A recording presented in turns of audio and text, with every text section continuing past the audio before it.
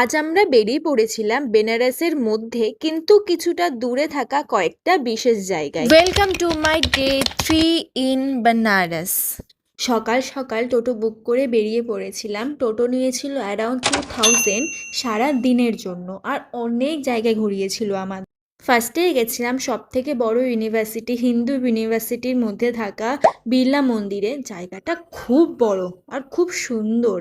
ওখান থেকে 5 কিলোমিটার দূরে ছিল রামনগর ফোর্ট। ওর ভিতরে ভিডিও করা অ্যালাউ ছিল না, তাই আমি এইটুকুনি করতে পেরেছি। এর ভিতরে ছিল এখানকার যে রাজা ছিলেন তার ইউজ করা কয়েকটা হাতিয়ার ওখানে রাখা আছে, বাস। রামনগর ফোর্ট থেকে 14 কিলোমিটার দূরে ছিল সারনাথ।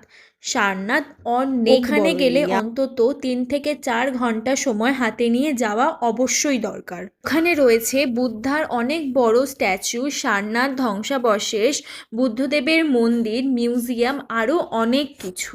এই জায়গাটা দেখভাল করার জন্য নাকি থাইল্যান্ড থেকেও টাকা পাঠানো হয়। আমাদের সারনাথ থেকে বেরোতে বেরোতে অলমোস্ট 3:30 থেকে 4টে বেজে গেছিলো। আমরা ঘুরতে ঘুরতে এতটাই বিভোর হয়ে পড়েছিলাম, আমরা সারাদিন যে খাইনি সেই কথাটা আমাদের মাথাতেও আসেনি। আর সারনাথ এতটাই অফবিট একটা এরিয়া যে ওখানে ভালো করে রেস্টুরেন্টও পাওয়া যায় না। পর সারনাথ থেকে চলে গেছিলাম 8 কিলোমিটার দূরে সর্বাবেদ মহা মন্দিরে। এটা অ্যাকচুয়াল মন্দির না, এটা হচ্ছে একটা মেডিটেশন হল। ওখান থেকে বেরিয়ে কিছু খাওয়া দাওয়া করে চলে গেছিলাম নামোঘাটে। নামোঘাটে কিছুক্ষণ টাইম স্পেন্ড করার পরে চলে গেছিলাম হোটেল থেকে ফ্রেশ হয়ে চলে গেছিলাম গাধোলিয়া চকে লোকাল মার্কেট ঘোরার জন্য। ওখানে গেলাম, কিছু খাওয়া দাওয়া করলাম, কিছু কেনাকাটা করলাম, আর আজকের ব্লগটা এখানেই শেষ করলাম।